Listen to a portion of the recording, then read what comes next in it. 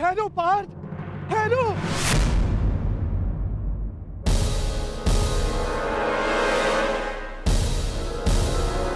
तुम मुझे छोड़कर कहीं नहीं जाओगे, नहीं जाने दूंगा मैं तुम्हें।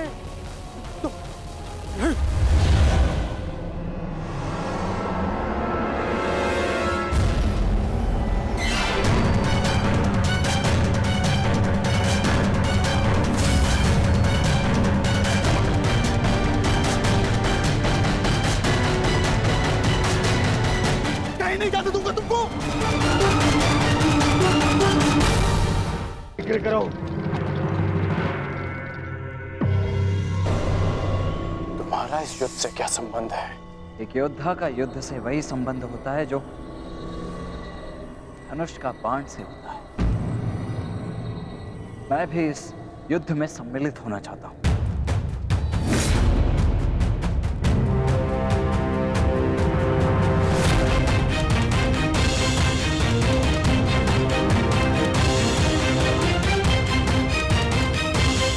इसीलिए तुम मुझसे परीक्षण लेना चाहते? हाँ, क्यों? एक योद्धा होने के नाते क्या आपको ऐसा नहीं करना चाहिए?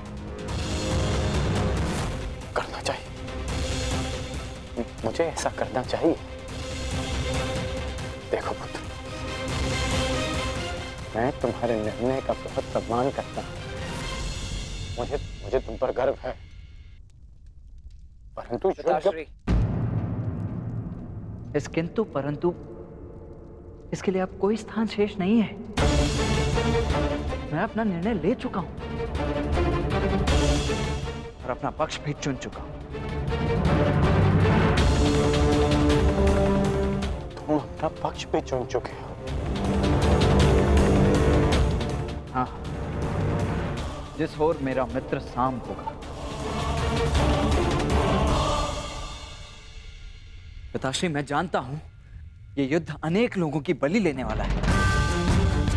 इसीलिए मैं चाहता हूं कि मेरे मित्र साम को जब मेरी आवश्यकता हो तब मैं उसके साथ उसकी सहायता के लिए उपस्थित हूं, प्रस्तुत हूं। और आपने तो सदा मित्र धर्म निभाया है, निभाया है ना? तो आशा है कि आप मेरे मित्र धर्म के आड़े नहीं हैं।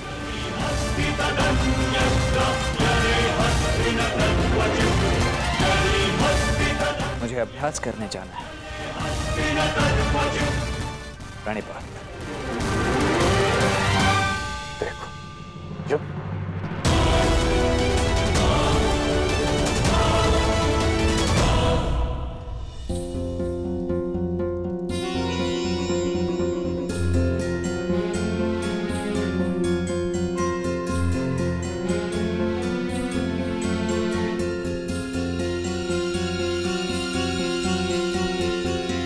रहने दो पुत्री, तुम एक राजकुमारी, तुम्हें इतना परिश्रम करने का अभ्यास नहीं है, थक जाओगी।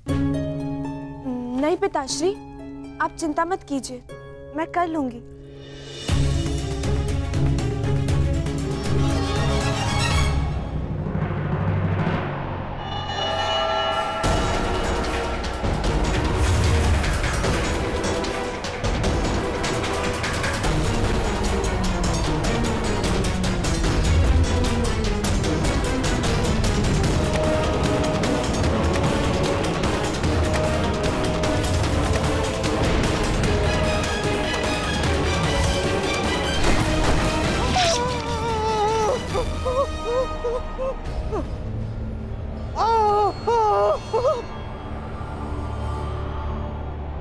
मैं तुम्हें अंतिम चेतावनी देता हूँ, इस माया जाल को समाप्त करो और मुझे जाने दो यहाँ से, अन्यथा मेरा अगला प्रहार तुम्हारे प्राण ले लेगा और मेरा अगला प्रहार तुम्हारे जीवन का अंतिम क्षण होगा अर्जुन।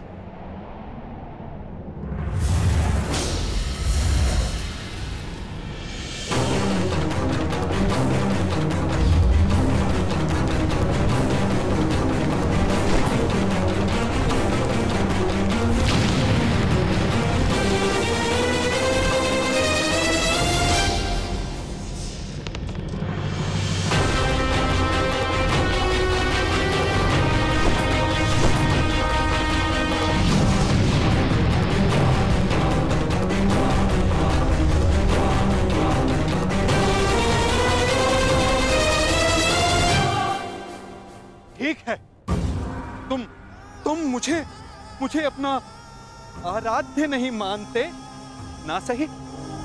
तुम जा सकते हो, क्योंकि मैं तुम्हारा शत्रु नहीं, ना तुम मेरे शत्रु हो। परंतु उस धूर्त कृष्ण को एक संदेश मेरा अवश्य दे देना।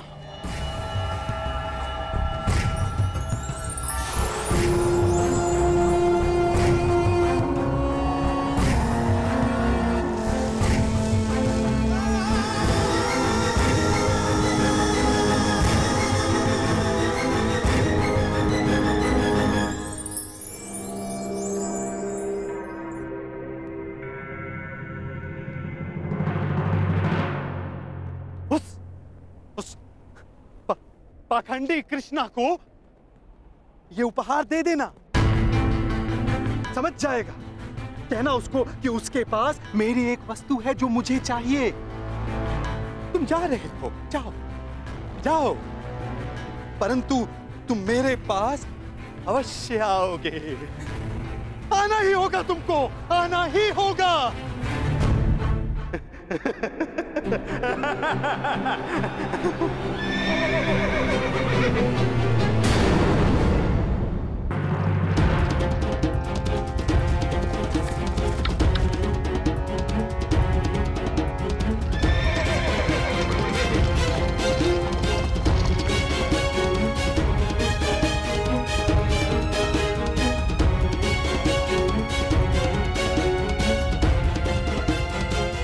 प्रतीत होता है कि अर्जुन अब तक द्वारका नहीं पहुंचा। ये मेरे लिए शुभ है। चलिए, मैं आ गया।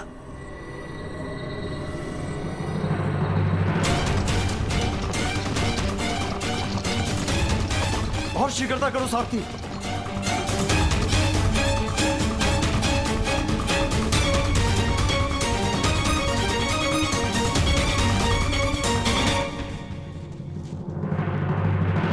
प्रणाम ससुरश्री। सुखी रहो। द्वारका में स्वागत है आपका। आपको मैं बधाई अवश्य दूंगा कि पांडवों से पूर्व आप द्वारका पहुंच गए, परंतु भय इस बात का लग रहा है कि आपके लौटने पर इस बात का दुख ना मनाना पड़े कि आपके सारे प्रयत्न बेकार जाएंगे। मैं जानता हूं मेरे पिता जो करने वाले हैं, परंतु आश्चर्य इस बात का है कि पिछले अनुभव को देखते हुए भी आप उनसे समर्थन मांगने के यहाँ कैसे आ गए। तुम भूल रहे हो साम, तुम्हारे पिता ने समस्त विराटनगर के समक्ष ये वचन दिया था कि जो भी उनके पास पहले पहुंचेगा उनका समर्थन उसी को मिलेगा।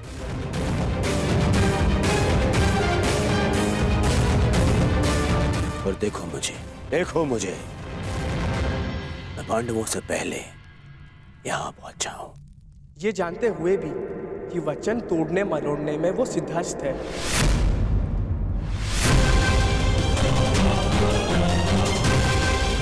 उस सब बात में पहले मुझे केवल इतना बताओ कि तुम्हारे पिता इस समय कहाँ पे हैं? मुझे उनसे अभी मिलना है। इस समय वो विश्राम कर रहे हैं। मुझे विश्वास है इसमें भी उनकी कोई चाल है। कहाँ है तुम्हारे पिता का विश्राम कक्ष?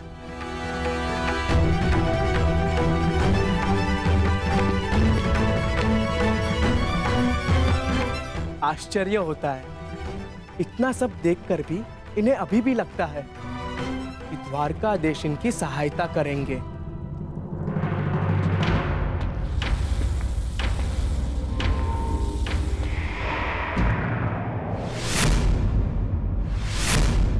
दुर्योधन का रथ।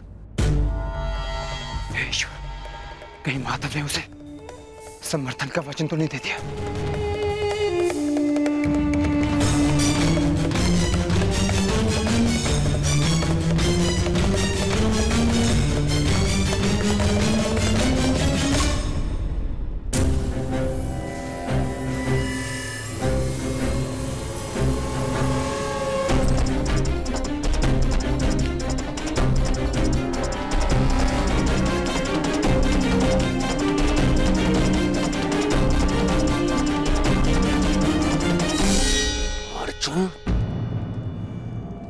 परिस्थिति में मुझे अर्जुन से पहले वासुदेव तक पहुंचना है।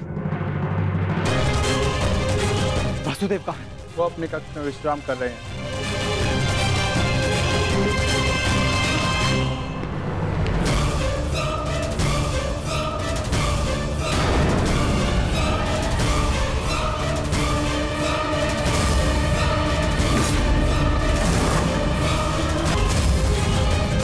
तुम्हें आने में अनेक विलंब हो गया अनुज, अनेक विलंब।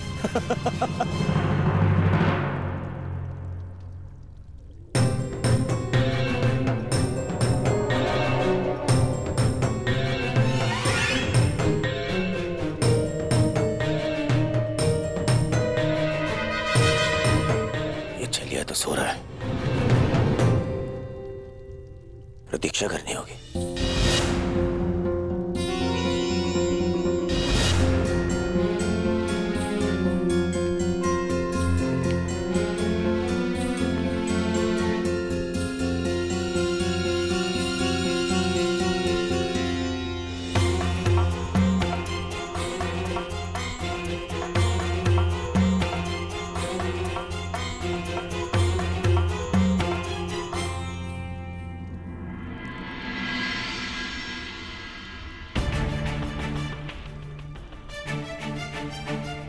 माधव विश्राम कर रहे हैं, जगाना उचित नहीं होगा।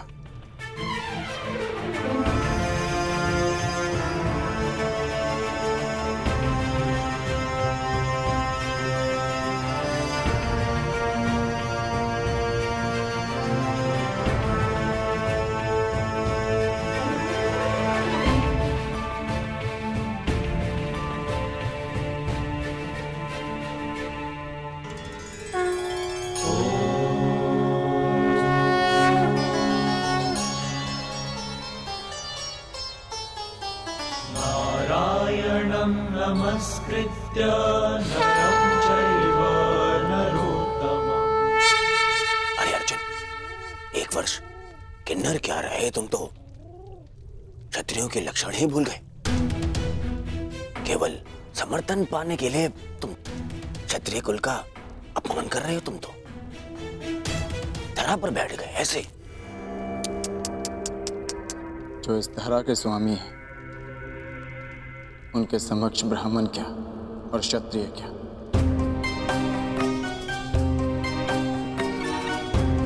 ना मैं इस समय क्षत्रिय हूं और ना ही मेरे मन में समर्थन का लोभ। मैं तो केवल इस समय एक भक्त हूं जो अपने आराध्य के चरणों में बैठा है।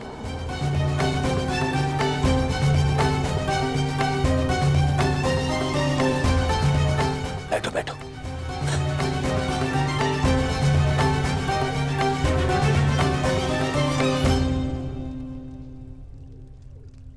माधव,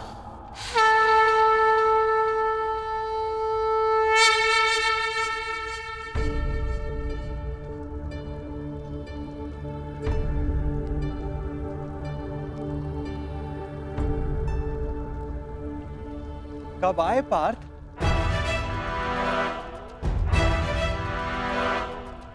मुझे तो तुम्हारे आने का भान ही नहीं हुआ। आप विश्राम कर रहे थे माधव, इसलिए जगाना उचित नहीं समझा। और तुम नीचे क्यों बैठे हो? इधर आओ, मेरे समीप आकर बैठो। माधव, मैं यहाँ आपका युद्ध के लिए समर्थ। अरे ठहरो, यहाँ पे पहले मैं आया तो समर्थन मांगने का अधिकार मेरा है। अरे दुर्योधन, तुम भी यहाँ हो? आश्चर्य। आश्चर्य है? आश्चर्य तो मुझे हो रहा है। मेरे आने पर तो आप उठे नहीं, और अर्जुन के आते ही आपकी नींद खुल गई।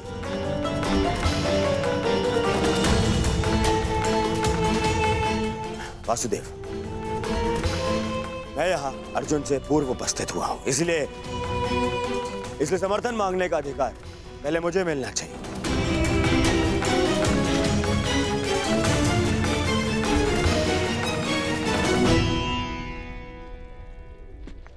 ये तुम्हारा मत है दुर्योधन, परंतु पहले मैंने अर्जुन को देखा इसलिए मांग रखने का अवसर पहले अर्जुन को ही मिलना चाहिए।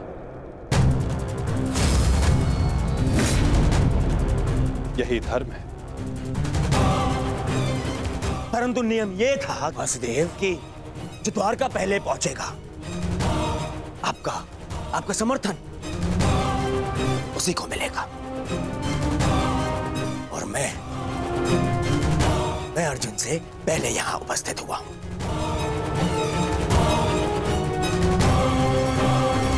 कदाचित तुमने नियम ठीक से नहीं सुना था दुर्योधन। नियम यह था कि द्वारका पहुंचकर मेरे समक्ष आकर प्रथम जो समर्थन की मांग करेगा, मैं उसका साथ दूंगा। अब आप कुतर्क का सहारा ले रहे हैं वासुदेव।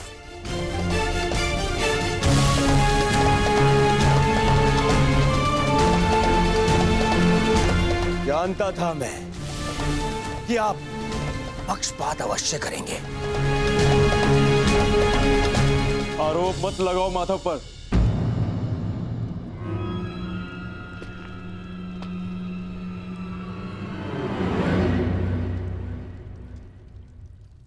दुर्योधन सत्य कह रहा है माधव। मुझसे पूर्व ये यहां उपस्थित था,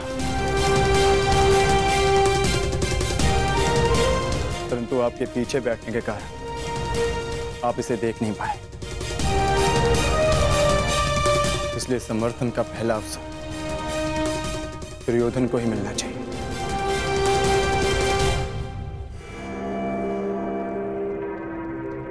कुछ समझ में आया दुर्योधन? कुछ मांगने के लिए अहंकार नहीं, विनम्रता होनी चाहिए।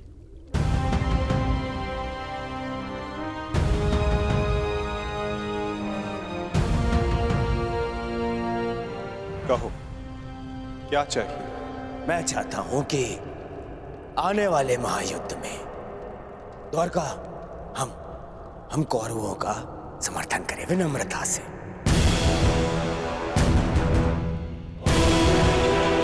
अपनी मांग पर अड़िग हो? हाँ, अड़िग हूं। मेरी यही मांग है। मैं चाहता हूं कि महायुद्ध में द्वारका हम कौरवों का समर्थन करें। ठीक है, तथास्तु।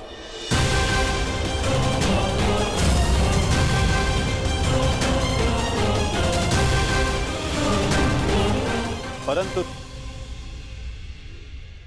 तुम्हारे इस वचन ने मुझे बहुत बड़ी उलझन में डाल दिया है दुर्योधन। अब मुझे हस्तिनापुर के साथ साथ इंद्रप्रस्थ की भी सहायता करनी होगी। असंभव! यह असंभव है। ये पक्षपात है। परंतु तुमने यही तो मांगा है गांधारी नंदन। मैंने वचन बोलने से पूर्व अपने मन की तुला पर उन वचनों को तौल लेना चाहिए दुर्योधन।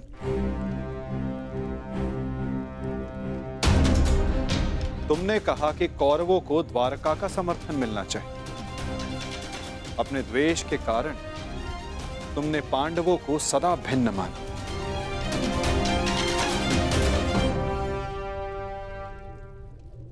परंतु नीति अनुसार हर कुरु संतान कौरव है और पांडव भी उसी कुरुवंश के हैं जिसके लिए तुमने सहायता की मांग रखी है।